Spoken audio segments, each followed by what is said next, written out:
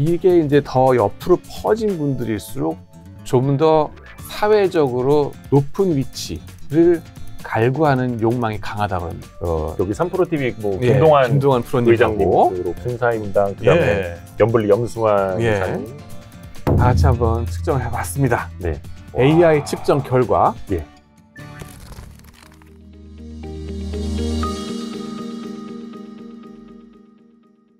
근데 지금 이제 네. 성균관대 예. 경영대학에서 재무전공 교수를 맡고 계시는데요. 예. 김영한 교수님입니다.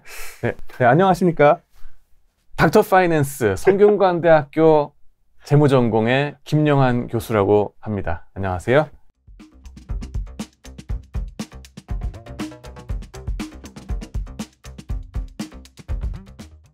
이렇게 유튜브 채널을 운영하는 바람에 저도 또 마케팅을 해야 되더라고요. 사실은 또 닥터 스트레인지가 아니라 닥터 파이낸스입니다. 예.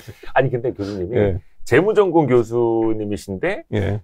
굉장히 좀 다방면으로 관심을 많이 가지시는 분 같더라고요. 예. 하다 보니까 또 그렇게 됐습니다. 사실 예. 뭐 학부 때는 사실 마케팅 쪽에 관심이 많았었고요. 그다음에는 이제 뱅크 오브 아메리카에서 일을 하게 됐었고, 네. 이제 크레딧 애널리스트로 이제 학부 졸업하자마자 했고, 네. 그다음에는 MBA 하고 나서 미네소타에서 미네소타 대학이 이제 박사를 하는데 거기가 사실 이제 시카고랑 같이 네. 이 수리 경제 위주의 이 합리적 기대가설 학파 해가지고 어려워진다. 막 그쪽에 뭐 모든 시장 참가자들 합리적이다 뭐 이런 수학적으로 다 해석된다 예. 이런 쪽의 학파였었어요. 저희들 그 학파 자체가 시카고 학파.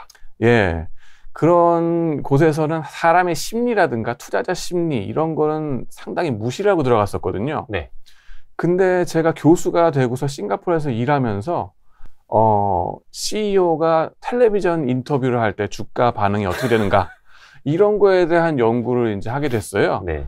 근데 정말 재밌는 게 이 합리적으로 생각하면은 CEO가 나와서 인터뷰를 하더라도 새로운 정보를 까는 게 아니기 때문에 주가 반응이 없어야 되는데 갑자기 뜨고서 가라앉더라고요. 그러니까 헤지 펀드들 입장에서는 정말 녹아난 게 뭐냐면은 이 텔레비전만 보고 공매도만 치면 되는 거예요. 어느 정도 주가가 떴을 때 뜨니까 그날 바로 개미들이 막 살 거거든요. 네, 열광해서 네, 사기 네, 때문에 네. 그럼 그 꼭지점에서 공매도 치면 되겠죠. 그러고서는 그 헤지 펀드들이 퀀트 트레이딩 내지는 알고리즘 트레이딩 방법이 가장 쉬운 게 그거에 되더라고요. 그럼 시청률의 함수기도 해요. 올라갔다 내려오는 것도 그렇고 네. 뭐 그 사람의 랭귀지 톤이라든가 또 어떤 잘생긴 정도라든가 더 잘생겼을수록 더 많이 뜨고 더 가라앉더라 하는 게 나오는 거예요. 그러니까는 점점 더 이 사람들의 심리적인 특질들, 그 다음에는 얼굴 생긴 거라든가 아니면은 음성 피치라든가 얼굴 표정을 어떻게 가지는가 이런 거가 주가에 영향을 미치는가에 관심을 순차적으로 가지게 됐습니다. 그러면서 기존에 제가 박사 때 배웠던 그 합리적으로 모든 게 끝난다 하는 거는 한계가 있는 이론이구나. 그렇죠. 네. 시장은 역시 심리가 엄청나게 좌우를 하긴 하는구나. 여러 가지 변수들. 네.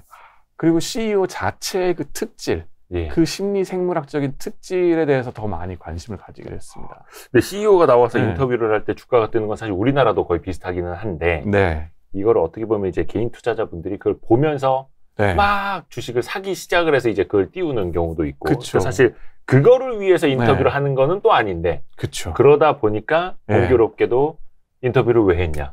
그쵸. 섭외를 왜 했냐. 그쵸. 그 사람들한테 막 이렇게 화살이 돌아가죠. 네. 저도 그래가지고 CNBC 그 미국 증권 방송 이제는 다들 아시잖아요. 네, 네. 그거를 10년 전부터 캤어요. 그래가지고는 그 방송국에 몇 번을 제가 컨택트를 하고 찾아가려고 막 그랬었는데도 네네네. 그 CNBC만큼은 저를 안 받아주더라고요. 왜냐하면은 자기네 방송 타면은 주가 이렇게 쭉 떨어진다는 것 때문에 자기네들도 아마 이제 방어적으로 생각을 하더라고요. 다른 방송국에서는 이제 미국의 PBS 텔레비전이나 아니면 블룸버그나 네. 이런 데서는 저랑 인터뷰를 했었습니다. 그래서 제가 인터뷰한 게 저기 유튜브에 보시면은 제 닥터 파이낸스에 나와 있고요. 연구하시기 위해서. 연구해가지고 발표한 거를 그때 그쪽에서는 다 이제 방송을 해줬었습니다. 근데 안 좋아할 거 아니에요, 예. 그쪽에서는. 근데 이제 일단 CNBC를 깠기 때문에 블룸버그 나가서 CNBC를? 거기서는 이제 블룸버그에서는 제가 CNBC를 구체적으로 하진 않았고, 그때는 이제 강남스타일 싸이의 아버지, 강남스타일이 막 떴을 때에 그 싸이의 아버지 주가가 8배가 떴다가 가라앉은 그 버블. 그거에 대해서 이제 DI 콜프죠. 이 반도체 요즘 말하는 그 소부장이라는 거죠. 그 회사의 얘기를 해가지고 이제 미국 그 컨퍼런스에서 학회에서 발표하면서 블룸버그에 나간 적이 있고요. 그다음에는 PBS 이제 미국의 전국 공영방송이죠.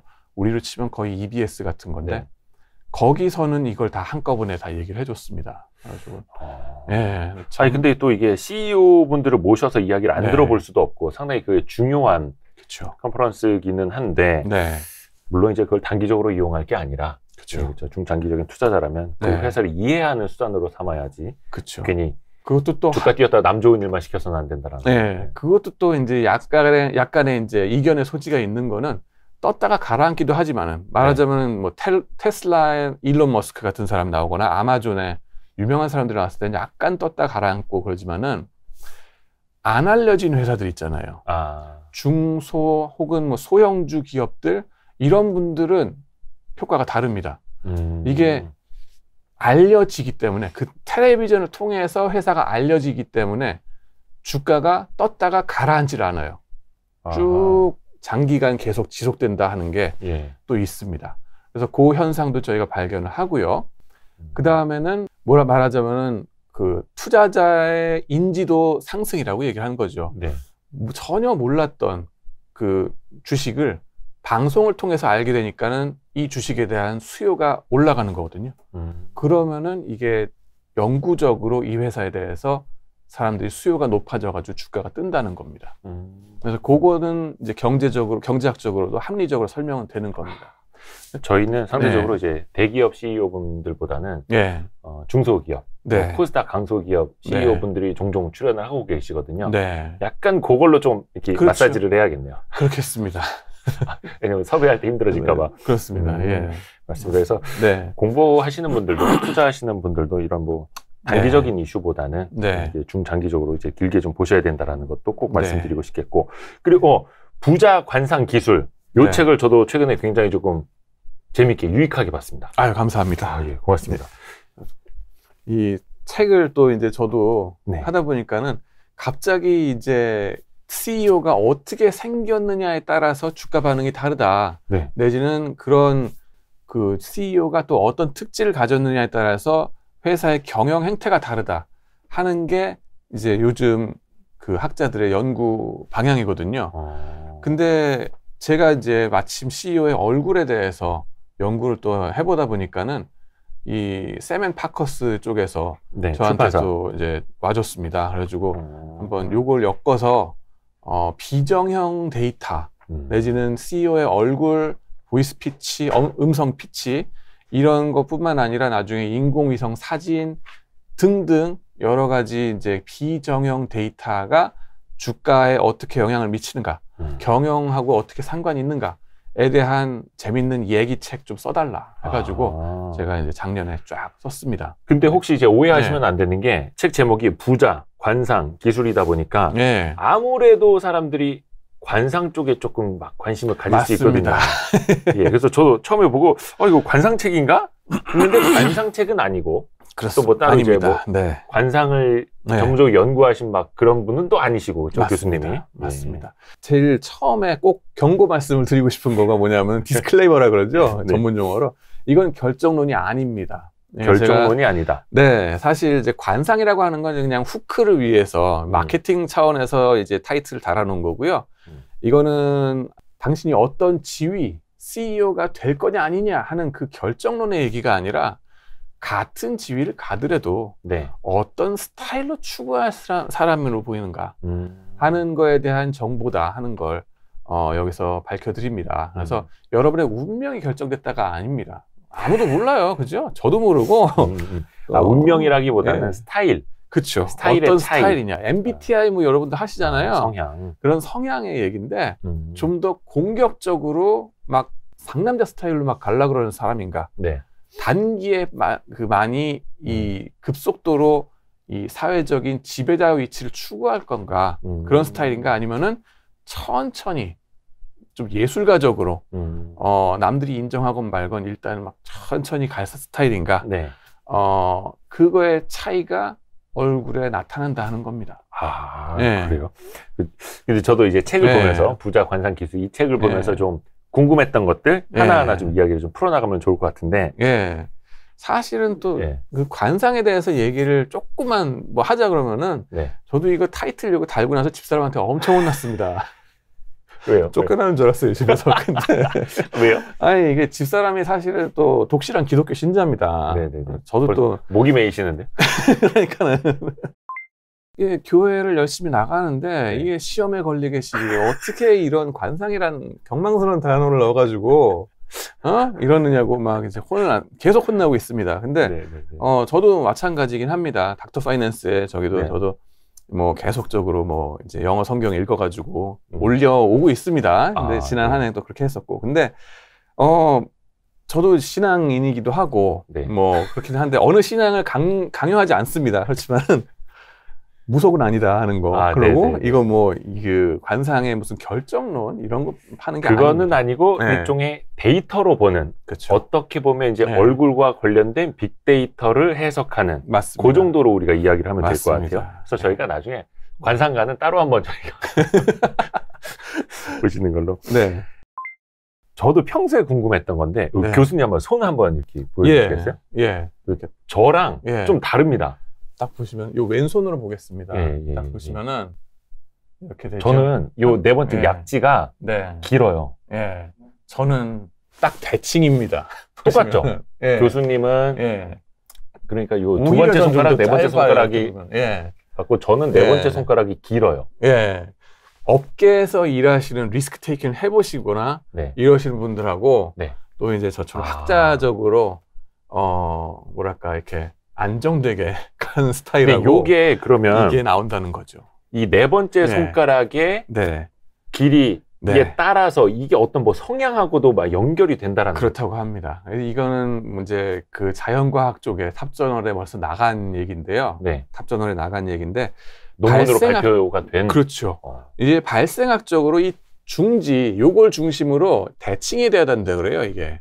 대칭이라고 그러니까 요거 두 개가 비슷해야 된다 그럽니다. 그 약지하고 검지하고 그죠? 반지 끼는 손가락하고 검지하고가 대칭으로 똑같은 길이어야 된다 그러는데 이제 여러분의 어머님께서 태중에 여러분을 잉태하셨을 때에 이 스트레스를 많이 받는 상황이었다거나 뭐 그게 여러 가지 있을 수 있겠죠.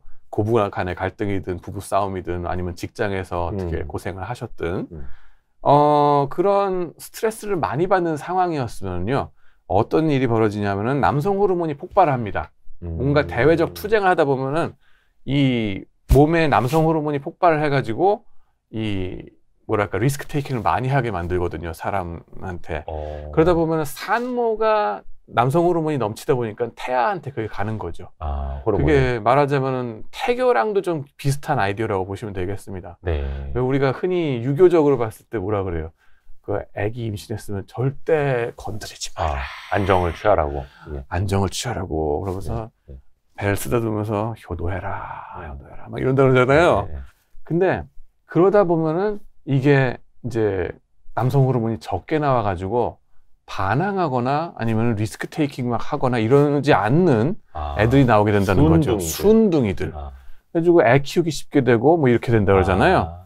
그런 거랑 어쩌면 같이 가는 게 아닌가 하는 겁니다. 근데 지금까지 밝혀진 바는 태교 얘기보다는 일단은 그렇게 어머님이 남성 호르몬이 넘쳤을 때에 이 태아가 태어나고 나서부터 평생 이게 보면은 이쪽 손가락이 길고 이 약지가 검지보다 길고 저처럼 그런 분들이 파이낸스 인더스트리 쪽에서 트레이더로 성공을 많이 하더라 하는 얘기들이 지금 또 그러니까 넓게 보면 직업적으로는 조금 더 공격적인 성향을 띄어야 좋은 직업에 갈 수도 있는 거고 그렇다는 겁니다. 약간 파이낸스 쪽에서 보면은 펀드 매니저나 이렇게 금융에 종사하는 사람들도 조금 더 공격적인 성향 투자할 때도 마찬가지고 그리고 케임브리지 대학교의 그 존 코우츠라는 교수님이 이제 냈던 논문이 그겁니다. 자기가 런던에 이제 그 인베스트먼트 뱅커들한테 트레이더들의 손가락을 재본 거예요. 자기가 옛날에 골드만삭스에서 일을 했었으니까 네. 그쪽에 가가지고는 손가락 길이를 다 이걸 잰 거죠. 2D, 4D라고 해가지고 네. 이게 길이의 비율, 그죠? 네. 요 길이 비율을 해가지고 보니까는 이게 네 번째 손가락이 긴 사람들이 펀드 매니저로서 성과가 더 좋더라 하는 겁니다. 오, 그게 네. 통계적으로 평균적으로 이게 높더라. 물론 그거는 이제 뭐 더 리스크 테이킹을 많이 했으니까는 성과도 더 좋았겠죠. 네, 네. 통계적이다 보니까는 그 중에는 뭐 아니면 또로 해가지고 쪽박을 내신 분들도 많이 있었겠죠. 하지만은 네. 평균적으로는 높더라 하는 겁니다. 네. 또 책을 보니까 네. 펀드 매니저 같은 경우에는 당연히 이제 운용 성과에서 갈렸을 거고, 그렇죠. 근데 애널리스트 같은 경우 이제 운용을 하는 게 아니라 이제 보고서를 쓰는 직업이다 보니까 어떤 정보의 양도 다르다면서요. 이 약지 길이에 따라서. 이거는 애널리스트에 대해서 연구가 된 거는 손가락보다는 얼굴 가지고서 연구가 된 게 있습니다. 얼굴로? 네. 이게 뭐냐면은 공격형으로 남성 호르몬이 더 폭발할수록 이제 마이크 타이슨 같은 이 납작한 얼굴이 된다고 합니다. 네네네. 그래가지고 이 골상이 이 또 광대뼈가 더 옆으로 벌어지고 육식 동물 보면은 호랑이 같은 경우도 네. 초식 동물에 비해서 이게 납작한 얼굴이거든요. 네. 보시면은 마이크 타이슨 얼굴이 나오는데 네. 요 비율이 광대 요 옆에 예. 그죠? 요쪽 귀 옆에 귀 옆에 예. 하고 거리죠. 나누기 요 거리입니다. 뭐냐면은 눈썹 미간. 네, 미간에서 미간하고 인중 요 입술 인중까지. 끝에. 예. 입술 끝에 뭐냐면은 이빨이 여기 붙어 있는 해골에 붙어 있는 그 지점 정도거든요. 요 비율이 사실 인류학에서 이게 남자 그 해골이냐 여자 해골이냐 하는 거를 나누는 기준이라고 합니다. 그래서 이걸 가지고서 보면은 애널리스트 말씀하셨으니까 말인데 이게 이제 더 옆으로 퍼진 분들일수록 좀 더 사회적으로 높은 위치를 갈구하는 욕망이 강하다고 합니다. 그래서 이제 내가 형님이 돼야 되겠고 내지는 내가 최고의 애널리스트가 돼야 되겠고 이 올스타 애널리스트 뭐 이런 거가 되고 싶은 게 강한 거죠. 그래서 중국의 애널리스트들 3,000명을 가지고 분석한 바에 의하면은 이게 넓으신 분들이 보다 더 현장 탐방을 많이 하더랍니다. 현장 탐방을 더 적극적으로 해서 사람 만나다 보면은 보다 더 정보를 많이 캐낼 수 있겠죠.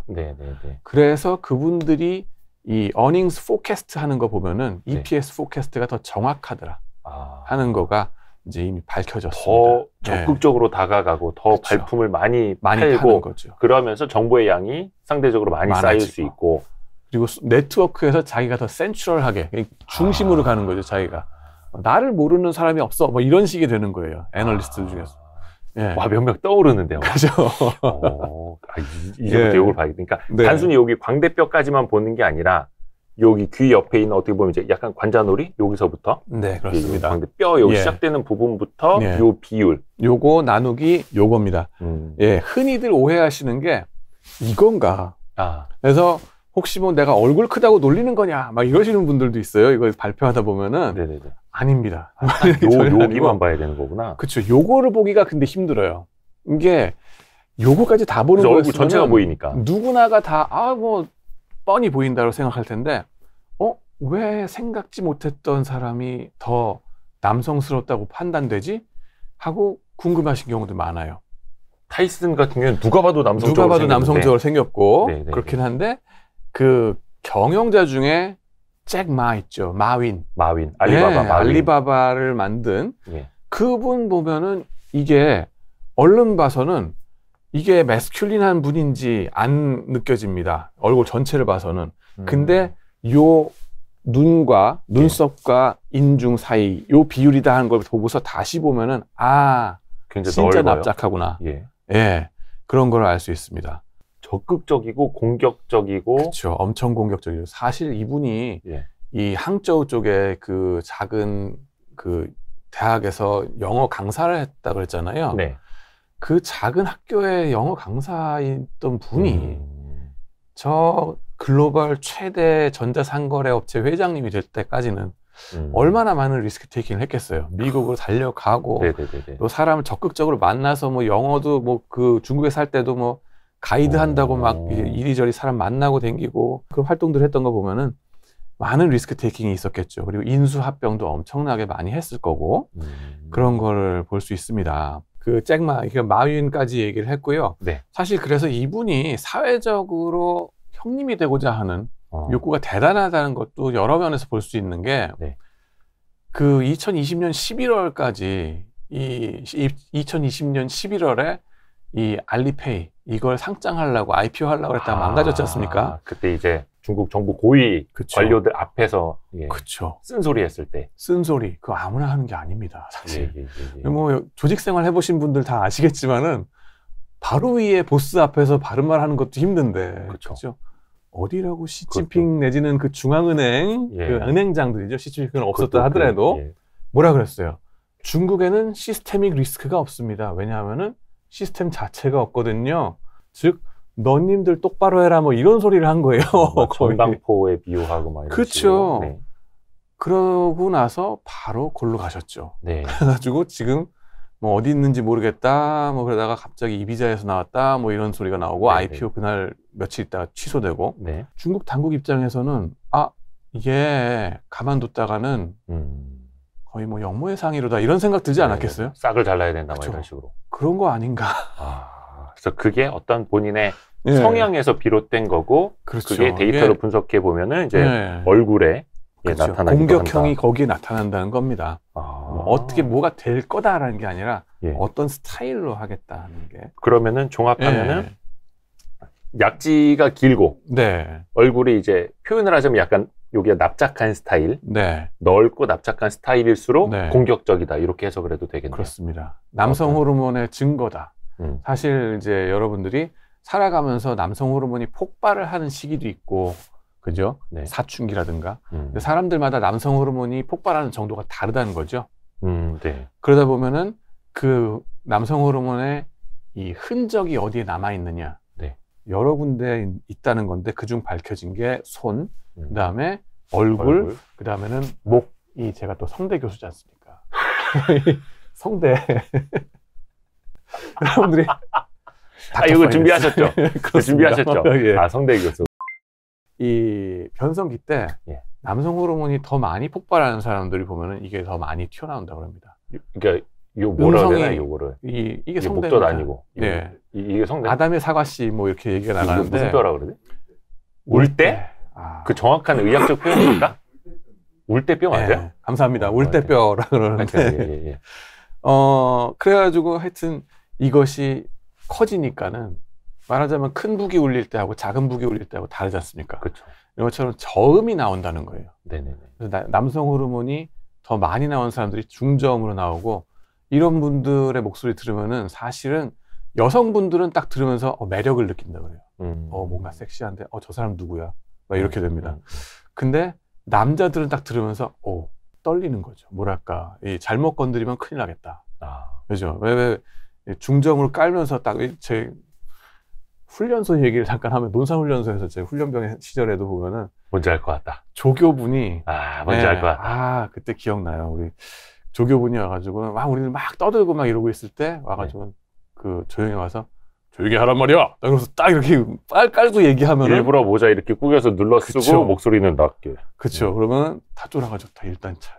그렇게 되는 게 있죠. 그런 것처럼 이 목소리가 낮게 나오는 사람도 따로 있거든요. 아무나 못합니다 이게. 그래서 그런 것들이 남성 호르몬의 증거다라고 보시면 되겠습니다. 그렇구나. 그게 또 이제 요즘은 또 말씀을 드리지만은 CEO들의 인터뷰를 통해서 그게 다 디지털 데이터가 되거든요. 그게 기가 막힌 거죠. 데이터화가 되니까.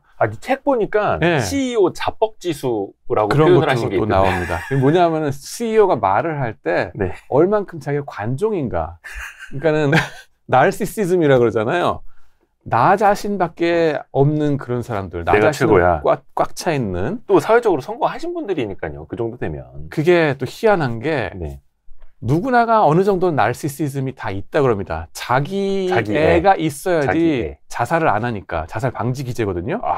근데 그게 또 자기 애가 강해야지 또 춥고 배고픈 걸 견디면서 막 뭔가를 위대한 걸 성취한다고 합니다. 이겨내고. 예, 근데 이게 또 뭔가 이제 뭐랄까 만사 중용이 제일이라고 그게 자뻑이 아주 강한 것도 어느 정도 강한 건 좋지만은 극단으로 강하면은 그건 정신병이라고 합니다. 이게 소시오패스. 왜냐하면 남이 아프건 말건 상관이 없는 사람이 돼버려요. 내가 너무 위대하고 나밖에 모르기 때문에 남이 뭐 나의 위대한 뜻을 위해서 뭐 1000만 명쯤 죽어도 괜찮아. 이거 독재자죠. 히틀러. 이런 것처럼 소시오패스가 될 수 있기 때문에 이 어느 스펙트럼에서 어느 지점에 있느냐가 중요하거든요. 네. 그러다 보면은 CEO 중에 자뻑이 심하신 분들이 또 측정이 될 텐데 네. 어디에 가 있는가. 그게 이제 자뻑 심한 분들이 보면은 M&A를 하더라도 네. 감당할 수 없을 규모의 너무나 큰 회사를 잡아먹는 레버리지 바이아웃 또 너무 심하게 해버리고 네. 그렇게 해서 남들이 관심은 두죠. 오 뭐야 그렇게 어그로를 끄는데 문제는 주주들 입장에서는 고통이라는 거죠. 그 회사가 감당을 못하고 쓰러져 버립니다. 그러다 보니까는 자뻑이 극심한 CEO들은 쫓겨나더라 하는 발견들이 벌써 이제 탑저널에 나갔고요. 갑자기 드는 생각이 네. 금호아시아나 그룹 있잖아요. 그게 네. 그 박삼구 회장이 이제 형님이고 네. 박찬구 회장의 동생분인데 네. 박찬구 회장은 지금 이제 금호석유화학 이끌고 계시는 분이고 그분은 상대적으로 되게 안정적인 경영을 위주로 해왔고 네. 형님 박삼구 회장은 뭐 그때 대우건설 인수했다가 네. 글로벌 금융위기 때 그룹 전체가 막 무너질 뻔했고 또 네. 공격적인 M&A를 했다가 네. 거기는 이제 거의 끝났죠. 네. 번뜩 그 생각이 드네요. 그러게요. 저도 뭐 구체적으로 우리나라엔 어떤 이제 분들이 더 그런지는 또 봐야 알겠습니다만은 미국에서는 일단은 그것이 이제 CEO가 어떤 점을 봤을 때 자뻑이라고 할 수 있는가 다면적으로 평가를 하더라고요. 그래서 그 사람이 예를 들면은 주주 서한을 보내거나 이럴 때에 네. I 마이 미 마인 우리 영어 배울 때 왜 1인칭 네네네네. 단수 있지 않습니까? 네.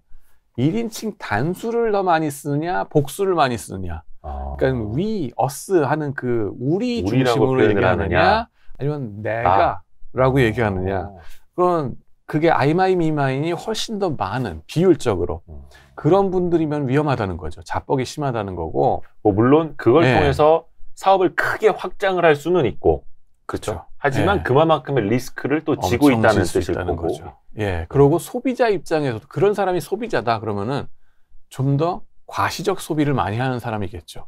그런 스타일을 봐서 핀테크 차원에서도 보시면은 이 소비자가 카톡 생활하는데 아이마이 미마이 나 1인칭으로 가득 찬 사람인지 좀 더 그런 스타일의 그 패턴을 보면서도 이 파악이 되는 거죠. 아, 이 사람이 좀 더 관종 스타일이구나. 그렇죠, 그러면은 이제 돈 빌려줄 때에도 인트레스트 레이트 이자율을 높게 차지를 해야 되는 거 아닌가 하는 그런 그 암시도 됩니다. 활용을 한다면 그렇죠. 과시적 소비 같은 거. 그 다음에는 CEO에서 또 밝혀진 건 뭐냐면은 이제 사인 크기입니다. 이거 재밌더라고요. 예, 149페이지에 나오는데. 예, 보시면은 이 최첨단 방식 아닙니까? 이런 식으로. 예. 이런 식으로 해서 사인의 크기에 따라서도 그렇죠. 성향은 물론인데 경영 성과가 갈린다는 거예요? 네, 자뻑의 성향이 잡히고 그런 분들이 무리수를 두는 경우들이 많아서 오히려 성과가 안 좋더라는 겁니다. 왜냐하면은 사인을 언제 하느냐 하면요, 이 미국에서는 사베인스 옥슬리 액트라고 해가지고 그 회계 감사 보고서를 매년 제출하면서 이 감사 보고서가 제대로 우리가 성심성의껏 해서 최대한 투명하게 썼습니다. 라고 하는 거, 가장 프로페셔널하게 썼습니다 하는 거를 CEO와 CFO가 사인을 하게 돼 있어요. 이런 종이에다가. 그렇죠. 뭐. 그러면은 다 똑같은 A4 용지, 똑같은 공란인데 어떤 CEO는 이걸 대문짝만하게 막 쓰고 어떤 CEO는 요만하게 쓰고 이렇게 차이가 있다는 거죠. 그래서 그 사인의 크기를 측정을 한 거예요. 그 회계학 교수님들이. 그러고 보니까는 사인의 크기가 큰 CEO들이 더 성과가 나중에 안 좋더라. 사인의 크기가 작은 사람들이 오히려 더 성과가 좋더라. 왜냐?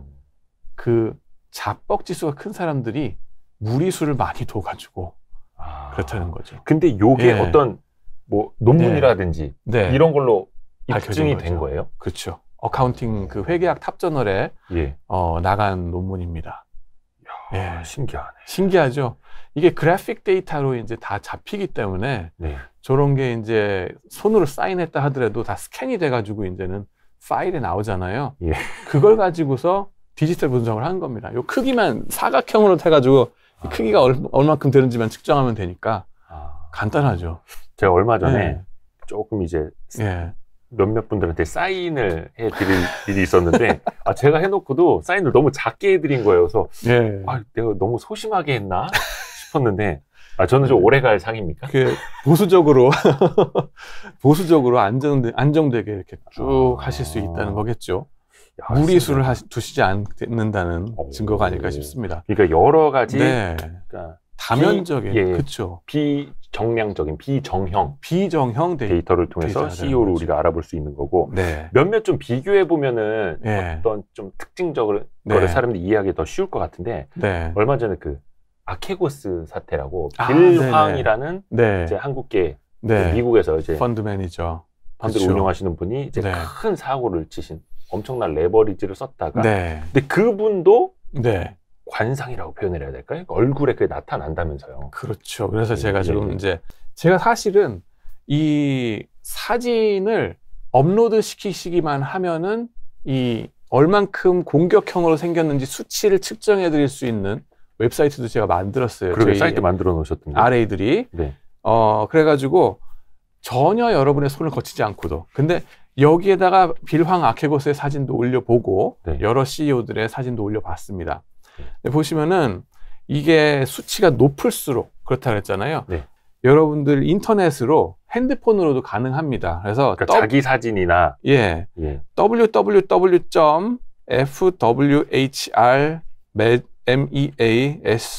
저희가 댓글로 넣을게요. 감사합니다. 여기 어디 참 QR 코드도 있던데. QR 코드가 있는데요. 그 책에 그렇게 해서 들어가시면요, 사진 업로드를 해주실 수 있어요. 셀카를 찍고서 바로 올리셔도 나옵니다. 그렇게 되는데 최근 작년에 이제 탑저널에 나온 사항이 뭐냐 하면은 이 헤지 펀드 매니저들 한 2,500명을 갖고서 연구를 한 거예요. 미국의 헤지 펀드 매니저들 한 2,500명을 갖고서 연구해 보니까 이 양반들이 더 공격적인 얼굴일수록 펀드의 알파가 더 낮더라 하고 나옵니다. 알파란 초과 수익률인데. 초과 수익률이 별로 안 좋았다. 그건 희한하잖아요. 왜 그러죠? 그게 뭐냐면은 너무 조급하게 리스크 테이킹을 많이 하다 보니까 이게 무리수를 둬 가지고 오히려 급매물로 내놔야 되는 그런 상황들에 많이 처하더라 하는 겁니다. 그래서 오히려 알파가 안 좋더라 하는 거고요. 근데 이런 것이 특히 결혼을 안 한 미혼의 펀드 매니저일수록 더 심하고 결혼을 하면서 이게 확실히 이게 조금 다운이 되는 괜찮아지더라 하는 겁니다. 밸런스를 조금 이제 찾아가는. 그렇죠. 그래서 결혼이 중요한 겁니다, 여러분. 그래서 배우자를 잘 만나셔야 된다는. 자꾸 막 상남자 얘기하고 하니까 너무 남성에만 초점을 두고 이야기하는 거 아니냐. 여성의 사례도 좀 있을 거 아니에요. 여성에 대한 연구도 사실 해야 된다고 저도 생각합니다. 근데 아직은 여성분들에 대한 자료 자체가 많지가 않습니다. 사실 인도네시아, 인류학적으로는요, 인도네시아의 원시 부족들 가지고서 연구한 바에 의하면은 여성분들도 이게 더 공격적인 분들이 더 리스크 테이킹 많이 하더라 하는 연구들이 나와 있습니다. 어디 캐시우드 근데 사진을 본 것 같은데 저도 자료에서? 이제 그 여성분들의 경우 사진에 있어서의 한계가 있습니다. 제가 이제 보여드릴 거는 일단 이게 좀 정치적으로 문제가 될 수 있을 것 같아서 걱정은 되는데 뭐냐 하면은 이 양쪽 귀가 나와야 돼요. 여권 사진처럼. 근데 왜냐하면 요 광대부터 보는 게 아니라 그렇죠. 요게 아니라 이거거든요. 바로 앞에 있는 뼈부터 봐야 되니까. 그렇죠. 그래서 양쪽 귀가 다 나오는 사진으로 해서 보여야 되는데 대부분의 여성분들이 사진을 어떻게 찍어요? 머리가 기니까 요렇게 해가지고 저 얼굴 작아요 내지는 광대뼈 안 벌어졌어요 막 이런 식으로 사진을 찍거든요. 그러니까는 이제 연구하기가 힘든 거고요. 그렇지만은 여성 지도자분들에 대한 공격 성향에 대한 연구도 앞으로 해볼 만하다 하는 거. 그런 점에 있어서 얼굴보다는 여성분들은 음성 피치를 가지고서 한번 해볼 만하다고 볼 것 같아요.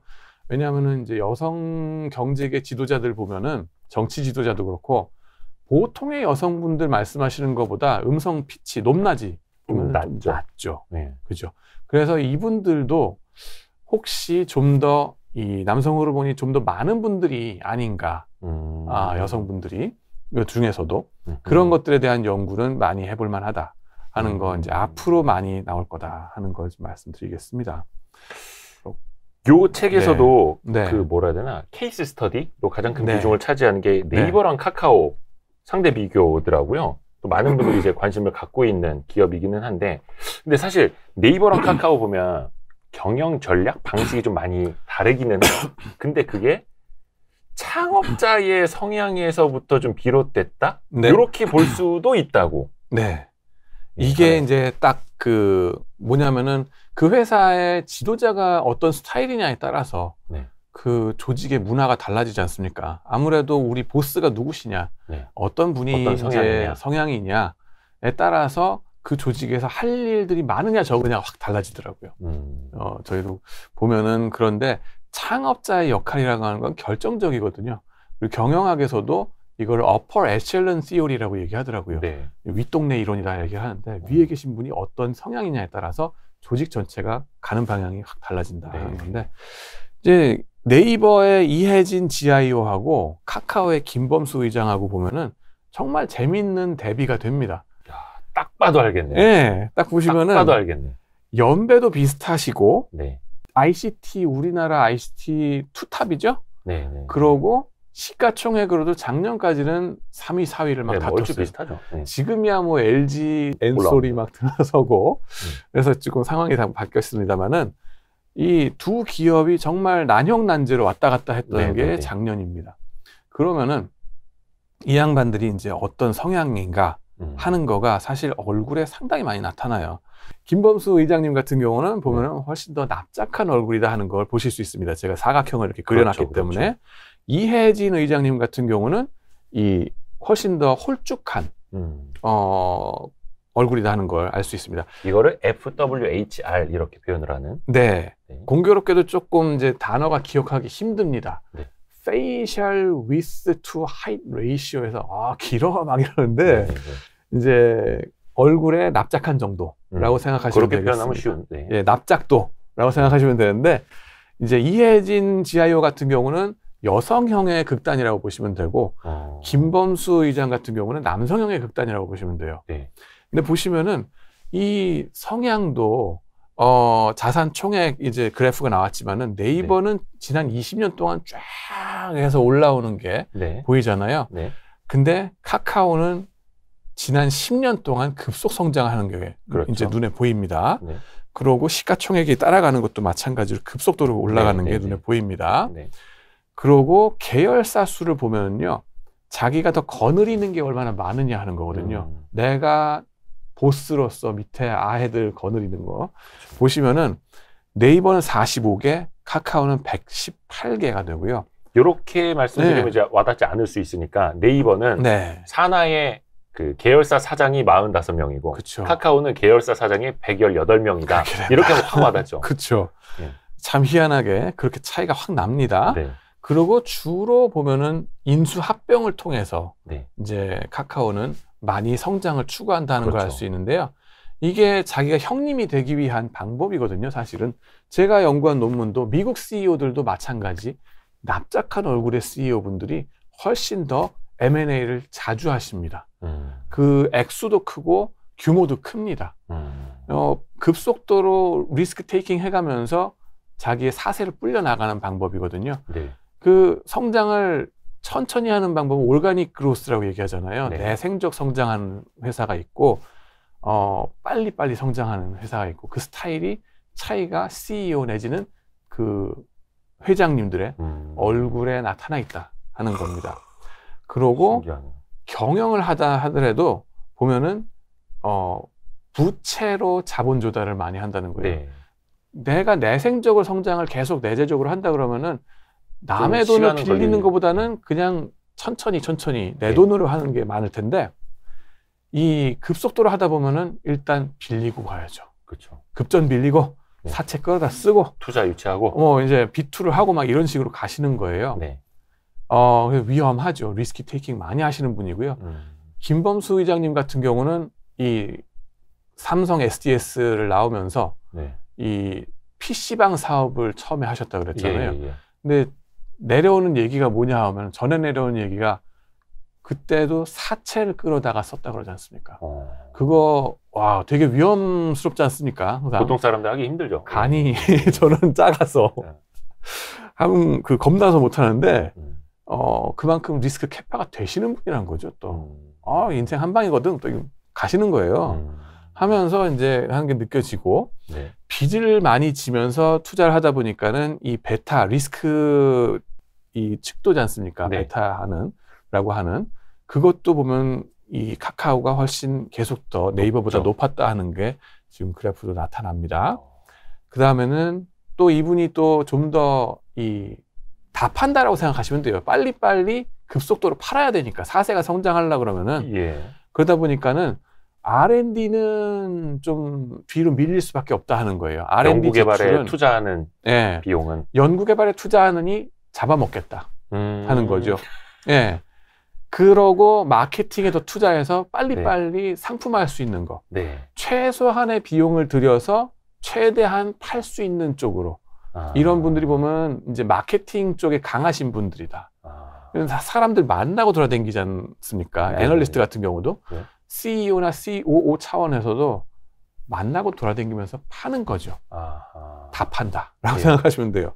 카카오도 보면은 서비스가 되게 참신하고 좋긴 한데 네. 귀여운 캐릭터나 뭐 이런 것들 되게 좋습니다. 일관성 있고 직관적이고 대단하죠. 근데 R&D 지출 자체는 그렇게 많지가 않아요. 이거는 다 마케팅에 더 집중된 그런 연구 개발을 하더라도 당장 어떻게 더 빨리 팔 수 있을까 하는 거에 대한 거에 집중돼 있다 하는 거고 R&D가 매출액 대비 얼만큼 되는가 보시면은 네이버는 이제 상당히 많이 R&D에 투자를 많이 해왔다 하는 걸 볼 수 있고요. 검색 엔진으로서 컸기 때문에. 반면에 카카오 같은 경우는 그거의 절반 정도 한 15% 선상에서 쭉 가왔다는 거를 볼 수 있습니다. 그 특질들이 보면은 CEO의 그 지도자의 얼굴에 많이 나타나 있다 하는 걸 볼 수 있고요. 사실 또 보면은 계열사 얘기가 나와서 말씀인데 계열사 사장분들도 보면은 좀 더 남자분들이 많아요. 이쪽에는 공동 CEO나 하신 분들 보면은 카카오에는 좀 더 남자분들이 많은 것 같고 그다음에 네이버 보시면은 한성숙 CEO라든가 그쵸, 직전 지금 CEO 하시는 분들도 여성 CEO가 한 분, 남성 CEO 한 분, 코 CEO로 가십니다. 그런 점에 있어서 좀 더 많이 좀 더 이렇게 성향이 달라지는 게 눈에 나오는 게 아닌가 하는 것도 좀 볼 수 있습니다. 그 다음에는 내가 무슨 왕이 될 상인가? 진짜 유명한. 그렇죠. 우리가 CEO가 될 상인지 아닌지 운명론은 아닙니다. 운명론은 아니고 데이터로 봤을 때 똑같이 다 CEO 하더라도 이혜진 GIO든지 김범수 의장이든지 다 똑같은 짱이세요. 근데 똑같은 짱이라 하더라도 짱으로 가더라도 어떻게 갈 거냐 하는 그 스타일의 차이가 나타날 뿐이다 하는 겁니다. 그렇죠. 예. 성향. 성향의 차이다 하는 거고요. 사실 이게 MBTI 뭐 여러분들 복잡하게 막 말씀들 많이 하시고 16가지씩 이렇게 나오는데 기억하기 힘들잖아요. 근데 그걸로 기억하는 것보다는 사실 이 공격형이냐 아니냐 하는 한 가지로만 쫙 봐도 스펙트럼으로 쫙 봐도 기억하기 쉽고 특히 우리가 투자를 할 때 경영인을 볼 때는 그렇죠. 훨씬 더 그게 더 기억하기 쉽고 오래 남습니다. 그리고 학문적으로도 지금 밝혀진 바고 그렇기 때문에 여러분들이 참고하시기에 아주 좋지 않겠나 하는 걸 말씀드리고요. 그다음에는 뭐 최근에 나온 사례 몇 가지 조금 또 나눠볼까요? 뭐 월스트리트 저널에 나왔던 이제 그 블리자드 액티비전 있죠. 스타크래프트 액티비전 블리자드. 그렇죠. 거의 뭐 국민 스포츠라고 할 수 있는 스타크래프트였었는데 그럼 이제 이거를 마이크로소프트가 인수하는 거죠. 750억 불 현금 박치기를 합니다. 그래가지고 보면은 블리자드를 모르시는 분은 없죠. 네. 그죠? 이 주가도 엄청나게 떴었고 네. 그랬던 일이 있었는데 거기에 보시면 CEO가 어떤 성향인가 궁금하지 않습니까? 일단은 블리자드의 CEO 분도 바비 코틱이라는 분이더라고요. 네. 이분이 참고로 2020년 연봉으로 1,855억 원 정도 추산되는 연봉을 가져왔어요. 여러분들이 열심히 오버워치를 해주신 덕분에 우리 돈이. 근데 이분의 얼굴을 보니까 모르겠습니다. 왜 눈, 코, 입은 좀 이렇게 모여 있는데 모여있죠. 아까 처음에 설명해 주신 여기 귀 옆에 있는 뼈에서부터 시작을 하면 납작한 얼굴로 상당히 납작합니다. 봐야 하는 거네요.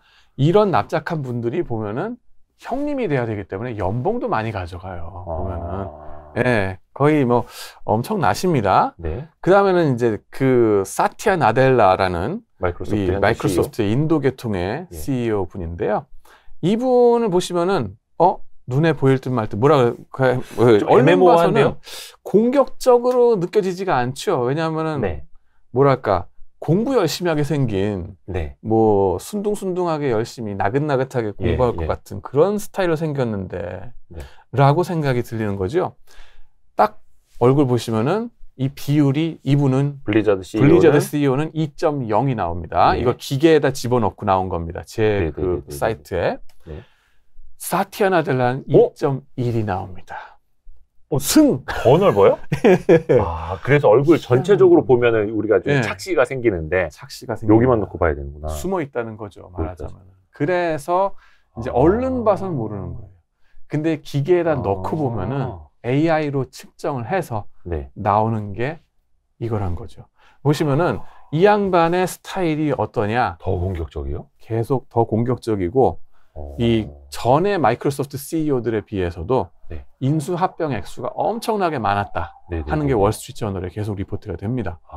성장을 추구하는 방식이 남의 회사 잡아먹어서 빨리 급속도로 우리가 이거 같은 경우는 메타버스에 진출해야 되니까 하면서 나가는 겁니다.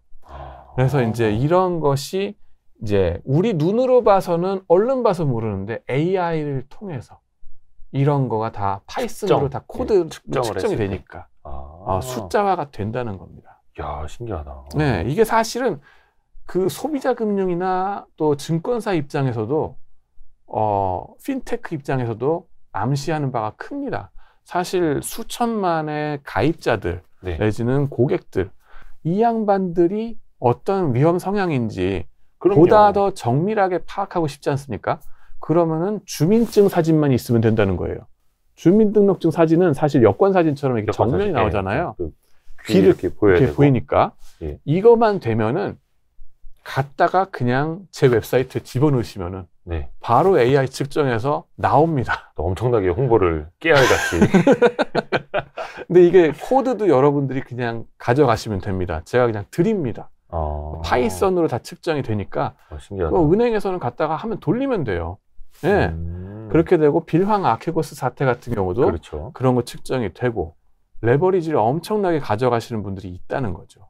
또 그 재미난 자료를 우리 교수님이 김영환 교수님이 준비를 해 주셨는데 우리 그 투자 관련해서 이제 공부 많이 하시는 분들이 이제 보는 채널들에 관련된 어떻게 보면 이제 방송인들, 언론인들의 얼굴도 준비를 해주셨습니다.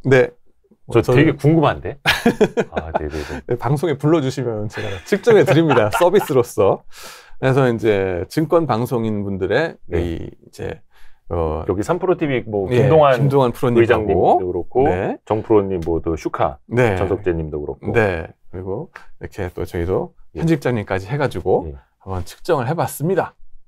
그리고 또 여기도 이제 각도기도 있고 신사임당 그다음에 연불리 염승환 이사님 그리고 윤지호 리서치 센터장님하고 다 같이 한번 측정을 해봤습니다. 보니까는 AI 측정 결과 공격형부터 수비형으로 쫙 이렇게 나갔습니다. 그래서 보시면은 가장 공격적이신 분이 염불리님이십니다. 염승환 이사님이 제일 공격적인 얼굴 형태를 갖고 있다고요? 네, 이분이 이제 애널리스트 분들, 윤지호 센터장님 또 애널리스트시지 않습니까? 제가 이제 탑저널에 나간 바가 이제 그 중국 그 애널리스트들 가지고 얘기했잖아요. 네. 거기에서 보면은 이렇게 공격적인 분들이 더 회사 탐방을 직접 많이 가서 예. 더 보다 정확한 정보를 가지고 있다. 맞아요. 윤주 센터장님이 되게 발도 넓고. 하여튼 그렇습니다. 여기도 마당발입니다. 마당발. 예. 그래서 이런 분들이 그 EPS 추정 시도 더 정확하더라 하는 게 밝혀진 바입니다. 통계적으로. 그죠?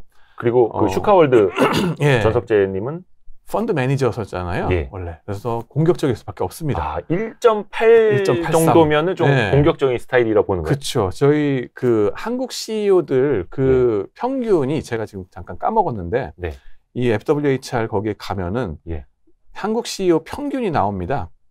보시면은 몇 명이나 데이터를 넣었길래요? 1483명을 넣었습니다. 한국 CEO들. 거의 1500명. 상장 기업의 대부분이라고 보시면 돼요. 근데 그분들 평균이 1.76이에요. 1.76인데 1.83이다. 그러니까 평균보다 약간 좀 공격적인. 그렇죠. 1.76이요? 1.76. 우와! 완전 제가 평균이네요? 그렇죠. 오, 대박. CEO 평균이시네요. 동서양을 막론하고 1.7 중반대가 되면요, 이건 미적 기준에 가까이 갑니다. 1.7에서 이렇게 되면은 뭐냐면은 배우들이라든가 그런 거는 이제 미적으로 절대적인 뭐 황금 비율이라고 그러지 않습니까? 그러니까 균형 잡힌 얼굴. 균형 잡힌 얼굴에 가까운 거예요. 그래서 이분들은 보다 더 방송에 적합하신 얼굴이다 하는 게 이제 나오는 거죠. 완전히 접대용 멘트네요. 접대용 멘트입니다. 요즘은 접대를 해야 됩니다. 이렇게. 근데 우리 삼프로TV의 김동환 의장 같은 경우는 상대적으로 그렇죠. 얼굴상으로는 훨씬 더 여성형에 가까운 모습인데 그분의 남성 호르몬은 음성에 가서 저음으로 딱 베이스로 깔리면서 쫙 나오시잖아요. 음성은 굉장히 저음이신데. 그죠. 거기서 남성 호르몬이 나오시고 손이 또 이렇게 좀 더 여기가 기십니다. 손도 보셨어요? 손도 보셨어요. 그래서 이렇게 기십니다. 그게 보면은 이제 남성 호르몬이 아직까지 미스테리는 뭐냐면은 학계에서도 미스테리는 뭐냐면은 남성 호르몬의 흔적이 어떤 분은 손에 나타나고 어떤 분은 목에 나타나느냐, 어떤 분은 얼굴에 나타나느냐, 그거에 대해서는 아직 더 알아봐야 돼요. 그게 이제 어떤 쪽이 더 강력한 건지 그거는 아직 모릅니다. 하지만은 그 중에 뭐 하나는 일단은 잡는 대로 잡자 하는 게 지금까지 어프로치고요. 그러니까 얼굴 여기 너비도 넓고 손가락 약지도 더 길고 목소리도 저음이고 그러면 그냥 공격성 끝판왕. 끝판왕이죠. 근데 저는 그 중에 한 2개 정도는 이제 그러네요. 공격성 목소리랑 그리고 약지. 그래서 이제 방송에 최적화되신 모습이다 하는 걸 볼 수 있습니다. 감사합니다. 그리고 제가 요거 하나 부탁드려요. 이거 데이터를 넣어봐야 되는 건데 사실은 저희 관계자들 사진을 좀 준비를 해봤는데 이게 그냥 그 눈으로 보는 것보다는 데이터를 넣어봐야 된다는 거죠? 제 RA들이 열심히 만들어 놓은 FWHR measuring.com 이게 이제 보시면은 직접 측정하실 수 있는데 여기 보시면 참고로 미국 CEO, 한국 CEO 평균 표준표체 나와 있죠? 명수가 수천 명인 거 보실 수 있습니다. 이게 뭐 한두 명 갖고 하는 얘기가 아닙니다. 여기서 일단 브라우즈를 누릅니다. 뭐 한 분씩 맨 위에 김근호 대표님 그렇게 하겠습니다. 그래서 업로드를 누릅니다. 참고로 이거 만든 RA가 지금은 KT의 AI 팀에 가서 있습니다. 이제 거기서 코더 프로그램 개발자로 있는데 지금 1.783 나오셨습니다. 783. 그럼 뭐 한 평균? CEO들 평균 정도다라고 보시면 되고요. 그 다음에 이철순 대표님 해볼까요? 첫 번째 거 해볼까요? 이게 물론 사진을 집어넣는 거에 따라서 다를 수밖에 없습니다. 숫자가. 그렇지만 그거를 평균을 잡는 거죠. 그러고 이 여성형의 극단이었던 분이 딴 사진 집어넣으니 남성형 극단으로 가더라. 이런 일은 없거든요. 그 차이가 나봤자 오차가 범위가 좀 있으니까 그런 건 이제 감안하시면 되겠고 이철순 대표님 업로드합니다. 그러고 나면은 짠 1.584 상당히 여성형으로 나오시는데요. 오, 그래요? 어느 사진인지 제가 조금 궁금해집니다. 아까 어떤 거였냐면, 네. 요 사진인데, 네, 보시면은, 예. 요 폭 대비, 예. 요 미간에서부터, 예. 요 입술까지의 거리가 워낙 기세요. 근데 얼굴 형태만 놓고 보면, 오히려 약간 조금 이렇게, 통통하시고, 건강미가 있으신데, 오히려 그게 이제 측정을 해보면, 볼살하고 턱으로 가는 거가 이제 그쪽에 이제 통통해 보이시거나 이런 게 있지만은 광대뼈하고는 또 조금 거리가 있다는 겁니다. 살이 붙어도 이제 광대뼈에는 덜 붙거든요. 그 다음에는 그러면 이제 같은 분인데 두 번째 사진으로 한번 올려볼까요? 예, 요거를 혹시 또 이렇게 사진이 약간 많이 다를 수 있습니다. 각도가 조금 네, 그렇죠. 다를 수 있어요. 충분히 다를 수 있습니다. 업로드 하시면은 그다음에 2.584 이것도 마찬가지입니다. 비슷하네요. 두 번째 사진을 또 가보겠습니다. 어떻게 생겼는가? 네네네. 여기도 마찬가지인데 요 사진은 오히려 한쪽 귀가 안 나왔잖아요. 조금 좀 한쪽 귀 안 나온 사진은 좀 저희가 안 씁니다. 양쪽 귀가 다 나오는 걸로 하고 있고 그렇습니다. 여기도 보시면은 이 미간에 여기하고 요 입술하고가 상당히 그 거리가 기시다 하는 거를 알 수 있습니다. 방금 보신 요 그 두 분, 김근호 대표님, 이철순 대표님은 저희 이제 투자를 해주신 FN 가이드의 공동 대표. 잘 부탁드립니다. 근데 덜 공격적이시더란 거예요. 안정적으로 이렇게 경영하신다는 거를 이혜진 스타일이다라고 보시면 됩니다. 김정환 대표님 한번 사진 볼까요? 김정환 대표님. 요거 한번 해보겠습니다. 네네네. 그러면은 3번 사진으로. 그러고 나면은 1.817. 그래서 평균보다는 좀 더 아까 슈카 같은 스타일로 공격적인, 약간 공격적인 이렇게 보시면 되겠습니다. 약간 공격적인. 아직 미국 CEO들 평균에 비해서는 한국 CEO들 평균에 비해서는 좀 높으신, 약간 높으신 걸 알 수 있고요. 그 다음에는 저기 박용옥 대표님 한번. 박용옥 대표께서 1.682? 박용옥 대표님은 그러면은 막 공격적이라기보다는 좀 이혜진 스타일로 그렇게 보시면 되겠습니다. 그래서 투자 성과가 그렇게 좋으신가? 아무튼 요거는 어찌됐든 간에 통계적으로 데이터로 보는 그렇죠. 수천 명 대비입니다. 수천 명. 좋습니다. 그래서 요거는 우리가 이제 참고사항으로 알고 있으면 좋을 것 같고요. 또 요 부자 관상 기술 요 책에 보니까 여러 가지 상식적으로 알아두면 좋을 만한 것들, 그런 정보들도 꽤 많이 있더라고요. 또 여러 가지 또 인공위성 데이터가 어떻게 쓰이는가, 비정형 데이터잖아요. 그런 것들이 또 ESG 차원에서 어떻게 활용할 수 있는가. 예를 들면 뭐 어떤 농지에 무슨 그 작물이 자라는 거, 격오지 상간지. 우리가 그 핀테크가 그 접근해야 되는 곳이 그쪽이잖아요. 그 파이낸스 서비스가 못 갔던 곳들, 그 지역에. 그쪽에서 농업을 어떻게 하시는가. 이런 게 위성 사진으로 작황이 파악이 된다는 거거든요. 이제 그러다 보면은 농민들한테 훨씬 더 이거를 더 파이낸싱 해주는 데도 도움이 되더라 하는 건데 우리나라 안에서만 생각하면은 뭐 굳이 뭐 필요하냐라고 생각할 수 있어요. 근데 이 기술이 어디서 쓰이느냐면은 아프리카 같은데 네덜란드 금융기관이 나가서 그쪽을 개척하는 데 쓰이는 거예요. 우리 입장에서는 뭘 생각하냐면은 국내 시장만 생각할 거 아니잖아요. 동남아, 미얀마라든가 뭐 베트남도 그렇고 인도네시아도 그렇고 이쪽에 아직 개척이 안 된 곳이 많습니다. 그런 곳에 나갈 때는 위성사진 같은 걸 써서 거기서 핀테크를 동원하는 거가 비정형 빅데이터가 도와줄 수 있지 않나 하는 거를 여기에 좀 보실 수 있을 겁니다. AI, 이제 얼굴 인식하는 이제 기술에 대해서 소개가 나오는데 소랑 돼지도 얼굴을 인식한다. 기가 막히더라고요. 저는 진짜 놀란 게 소, 돼지가 얼굴이 달라요? 각각? 같은 소여도? 그러니까 다 특이한 소라는 겁니다. 그러니까는 우리가 보기엔 다 똑같은데 종족이 다르니까, 종이 다르니까 그렇게 무시가 된다는 거겠죠. 차별을 못 한다는 거겠죠. 차이를 모른다는데 자기네들끼리 인식한다는 거겠죠. 그러니까 기계는 그걸 알아본다는 거예요. 기계로 학습을 시키면. 기계로 학습을 시키니까. 그게 중국의 핀테크입니다, 지금.